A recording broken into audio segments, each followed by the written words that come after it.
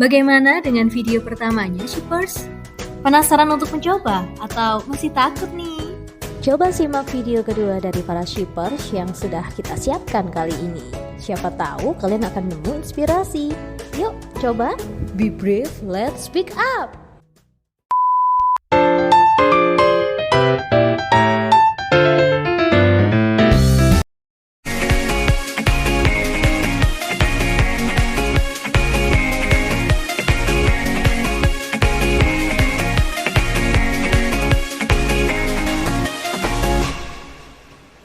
Assalamualaikum warahmatullahi wabarakatuh. Hai teman-teman, perkenalkan saya Asa dari Regional Jember Raya. Saya merupakan salah satu shipper dari kabin Public Speaking dan Broadcasting. Di sini saya akan menyampaikan beberapa kendala yang saya alami ketika melakukan public speaking baik secara offline maupun secara online. Yuk kita simak bareng-bareng. Kendala pertama yang pasti adalah grogi. Ketika kita grogi, pasti kita akan kehilangan kata-kata. Nggak tahu tuh mau ngomong apa, aku harusnya ngomong gimana ya, apalagi ya, yang ada di pikiran kita langsung ngeblank, hilang gitu aja. Rata-rata untuk public speaker pemula seperti aku pasti pernah mengalaminya. Dan itu jadi suatu kendala yang cukup berat bagi kita. Yang saya lakukan ketika grogi melanda, saya ambil nafas sejenak, tersenyum. Kemudian yang pasti sebelum kita melakukan public speaking, saya siapkan catatan-catatan kecil yang akan membantu saya ketika kira-kira, oh aku nanti di tengah-tengah bakal lupa nih mau ngomong apa.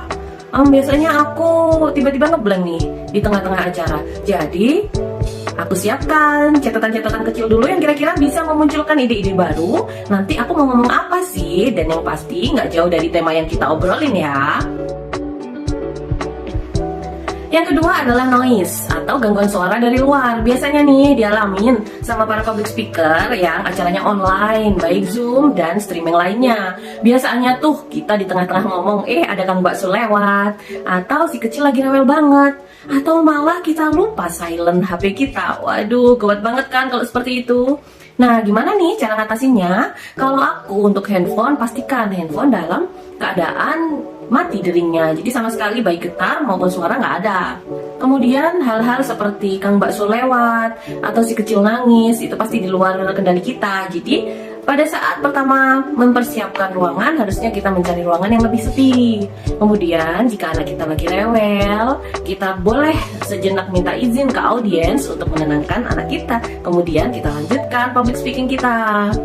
Tapi untuk video-video offline yang kita bisa bikin kemudian kita edit, biasanya kalau aku menggunakan aplikasi-aplikasi penghilang noise atau gangguan suara. Jadi hasil video kita, suara di video kita jadi lebih jernih deh. Jujur, buat aku sampai sekarang make up dan outfit masih jadi kendala yang belum terpecahkan. Karena aku sendiri nggak biasa, nggak pinter nih tangannya buat make up cantik, dan nggak pinter pilih-pilih outfit. Jadi kadang memang cari inspirasi baik di Instagram dan sosial media lainnya buat bisa make up sederhana dan bikin outfit yang lebih kece. Karena beberapa kendala itulah akhirnya aku ingin meningkatkan skill dan mencari tips dan trik bagaimana menjadi public speaker yang baik dengan mengikuti kelas di kabin Public Speaking dan Broadcasting Ibu Profesional Indonesia. Kalau kamu, kendala apa aja sih yang biasa dialamin ketika melakukan public speaking?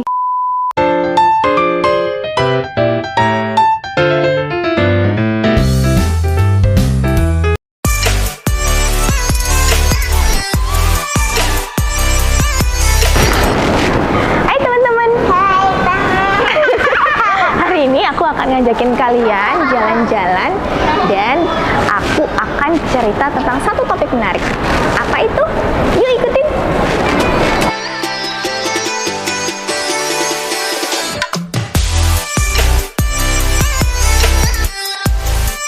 Ada satu bidang yang sedang aku sukai, yaitu public speaking. Aku merasa public speaking adalah passionku, tapi ada satu hal dari public speaking yang aku takuti, yaitu demam panggung. Ketika aku harus berbicara di depan banyak orang, bahkan ketika mereka tidak memperhatikan aku. Lalu bagaimana cara aku menghadapinya? Kunci yang paling utama adalah latihan, latihan, dan latihan. 3 cara latihan untuk menghadapi demam panggung saat public speaking ala aku. Yang pertama, perbanyak latihan berbicara di depan orang terdekat, di depan anak atau di depan suami kita. Nah, yang kedua, melibatkan diri ke komunitas atau ke situasi di mana kita bisa dapat kesempatan untuk berbicara di depan umum. Yang terakhir adalah menciptakan situasi sendiri di mana kita bisa berbicara di depan umum. Misalnya seperti yang sedang aku lakukan ini, vlogging, podcasting, dan lain-lain. Alhamdulillah aku sudah sampai rumah. Gimana jalan-jalannya sama aku? Semoga seru ya teman-teman. Oke, gitu aja vlog pertamaku, my first vlog, dipersembahkan oleh Institut Ibu Profesional. Terima kasih IIP. Sampai ketemu di kontenku selanjutnya. Bye. Assalamualaikum warahmatullahi wabarakatuh. Latihan untuk menghadapi tiga latihan untuk menghadapi demam panggung. Tiga latihan. Perkenalkan, tim vlogging Ratu Afni.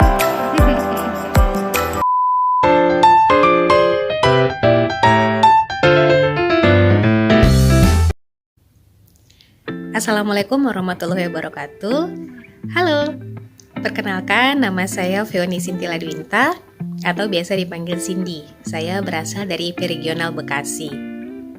Berbicara mengenai ketakutan yang pernah saya alami ketika harus berbicara di hadapan umum, misalnya ketika memandu sebuah acara, biasanya sih yang paling saya khawatirkan adalah saya akan ngeblank gitu ya, tidak tahu harus bicara apa, atau mungkin pemilihan kata-kata saya yang tidak pas dengan acara tersebut.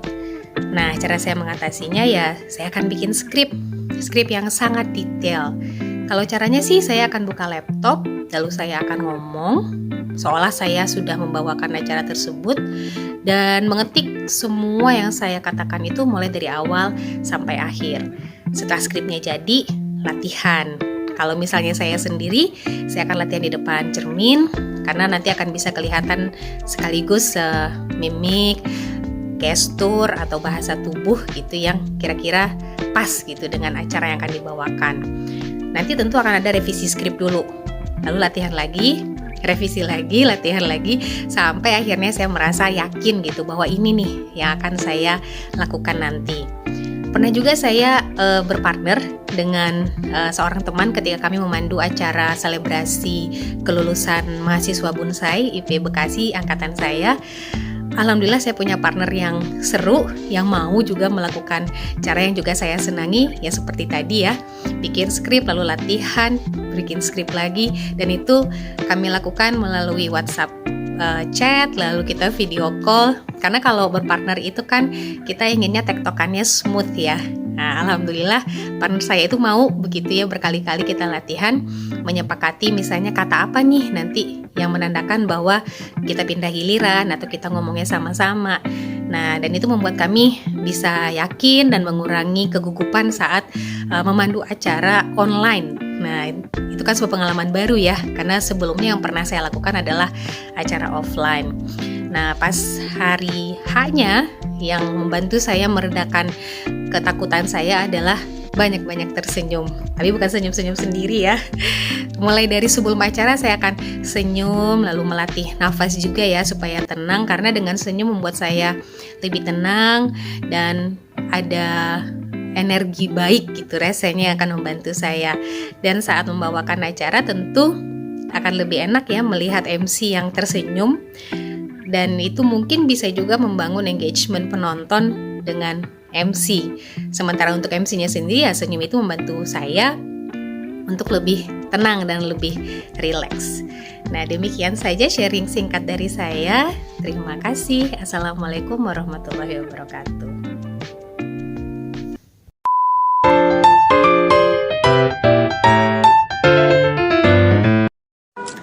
Assalamualaikum. Halo, saya Tia. Saya dari Regional Everymania, tepatnya tinggal di Mesir. Saya adalah salah satu shipper dari kabin public speaking dan broadcasting. Salah satu yang menjadi ketakutan terbesar saya ketika melakukan public speaking adalah saya lupa apa yang akan saya ucapkan, dan untuk mengatasinya saya perlu melakukan persiapan, menuliskan catatan kecil, membuat naskah untuk melakukan public speaking, dan juga dilatih di depan cermin agar apa yang diucapkan sesuai dengan materi atau sesuai dengan tema yang akan disampaikan. Ketakutan yang lain adalah jika saya tidak mempersiapkannya dengan baik, saya akan bicara moyoworo. Karena kalau bicaranya ngalor ngidul moyoworo, menghabiskan waktu, sementara dalam public speaking itu kan ada durasi. Ya, seperti itu nanti khawatirnya materinya yang akan disampaikan jadi kurang waktu untuk menyampaikan materi. Selain itu, yang saya takutkan saat saya melakukan public speaking adalah bicara saya terlalu cepat sehingga apa yang saya sampaikan tidak difahami. Lalu saya takut kalau apa yang saya sampaikan itu bukan sesuatu yang pernah saya alami, bukan sesuatu yang saya lakukan. Jadi bukan apa yang keluar dari hati, bukan sesuatu yang memang saya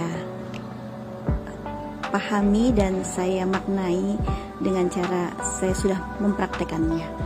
Karena itu saya tidak pernah berusaha untuk menghindari melakukan public speaking dengan tema-tema yang bukan di bidang saya, bukan sesuatu yang memang saya geluti, bukan sesuatu yang pernah saya praktekkan, bukan sesuatu yang sangat baru.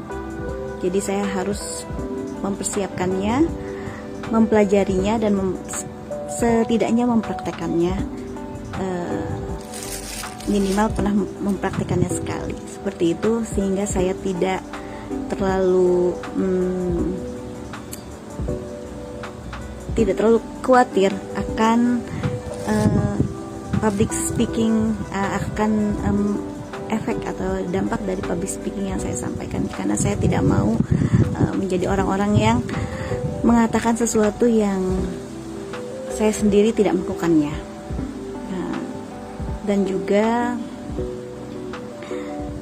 saya juga takut kalau apa yang saya katakan itu cuma kata-kata manis, atau hanya karena public speaking ini yang saya pahami itu bukan sekedar make up, bukan sekedar suara yang dalam, bukan sekedar penampilan yang ceria, tapi adalah pesan bermakna yang nantinya akan bermanfaat buat orang lain.